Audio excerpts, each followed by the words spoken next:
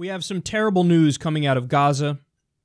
Israel begins cutting electricity to Gaza as Palestinian factions feud.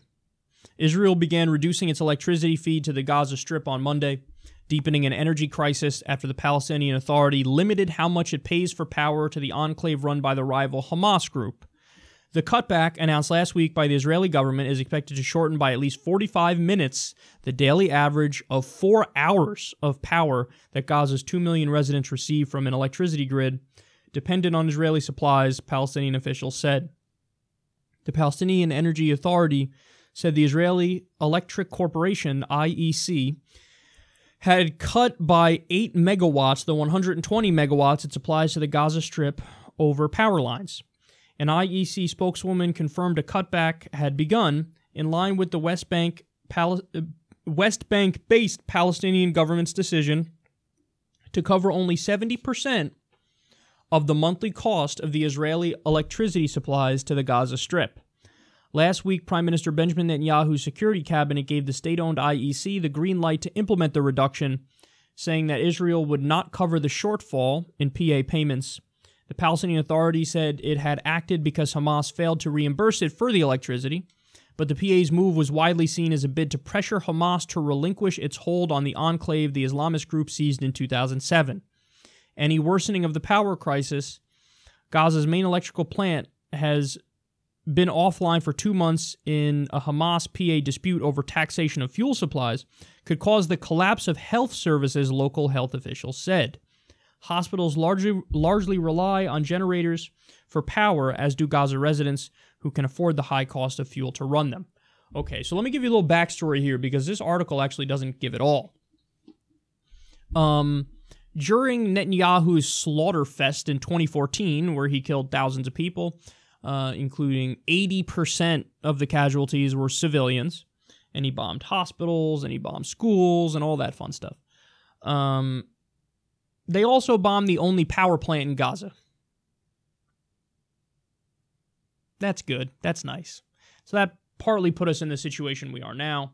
But what's happening is a dispute between Hamas and the Palestinian Authority, and the PA is trying to get Hamas to give up power, so I guess the PA can have power in Gaza. Hamas doesn't want to relinquish power, and as a result of that, PA is only paying 70% of the electricity cost to Israel for the electricity in Gaza, and now they cut it by a further 45 minutes when it was, only 4 hours a day of power they were getting? Okay, putting aside all the minor details here, let's be clear about what's happening. They're trying to totally purge Gaza. I mean, we covered the UN report about a year ago, which said that, by 2020? That Gaza's going to be uninhabitable? What the fuck do you think they're doing? They limit the supplies from coming in so they can rebuild after Netanyahu bombs everything in sight. They limit the supplies. They limit the food.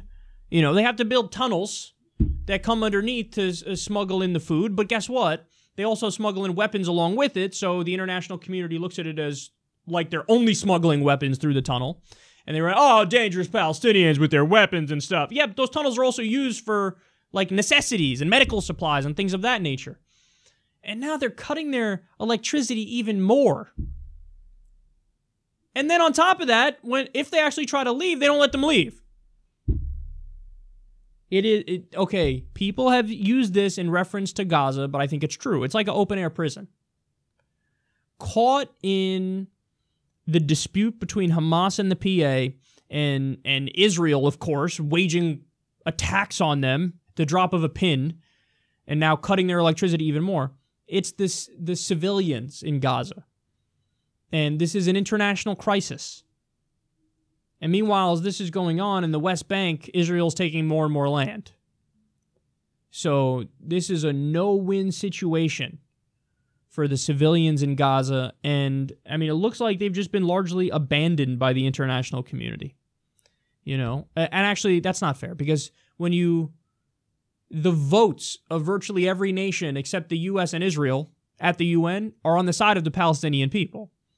They say, okay, come on, let's make a deal, let's give them a state, let's give them, statehood, let's treat them fairly.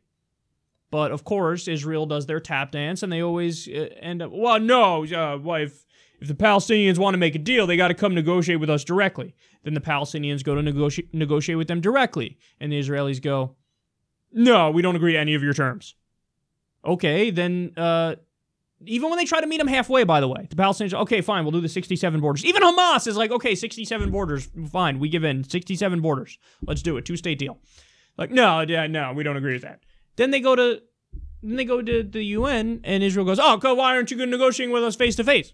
Because you just fucking said no to everything they asked for. Everything. Even when okay, we'll concede to give it. Nope, nothing. We don't want to do any of that. But then, it gets blocked at the UN.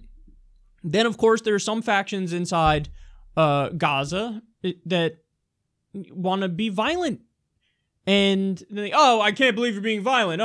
But okay, so when they're violent, you go fuck off. When they come to negotiate with you face to face, you go fuck off. And then when they go to the international community, you say fuck off. So what the fuck do you want them to do? What do you want them to do? Then when they try BDS, you say anti-Semites. Are you kidding me? So what do you want? Well, the answer is clear. The far right in Israel runs Israel, and they just want to keep taking more and more land until Palestinian schmalishminian. Who cares? There's no such thing as a Palestinian. How many times have we heard this argument? I get it all the time. You hear it all the time on Twitter. Well, when you look at the dates and when it was Jordan and there's no such thing as a Palestinian. So it's just Arabs who now decided to invent the idea of a Palestinian because they're anti-Semites. Aha. That is now the third time my computer beeped because I hit the table. That's hilarious. It's almost like it's alive. Yeah, this is horrible. Look, the PA and Hamas should put aside all the bullshit and just make sure that they get electricity for people in Gaza. But if they're not going to do that, then Israel should say, okay, look, we're still going to give you the fucking 4 hours a day of electricity. And not only that, let's be clear, they bombed the power plant. Israel bombed the only power plant in Gaza. They should at least reimburse that or rebuild it. But no, of course. Who am I kidding? What? They're going to go, Israel, Netanyahu is going to go the extra mile to look out for the Palestinians when he just slaughtered 80% civilians there, including women and children. Please. What needs to happen is the U.S. needs to put pressure on Israel, and the U.S. needs to sign on to BDS, and the U.S. needs to say, okay, we're not going to give you any more aid, any more weapons. That's all done. Forget all that. You're getting none of that.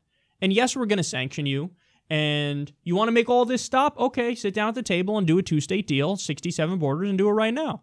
If you're not going to do that, okay, then prepare. You're getting no aid from us. You're getting no weapons. And we're going to sanction you. So you take your pick, but the U.S. would never do that.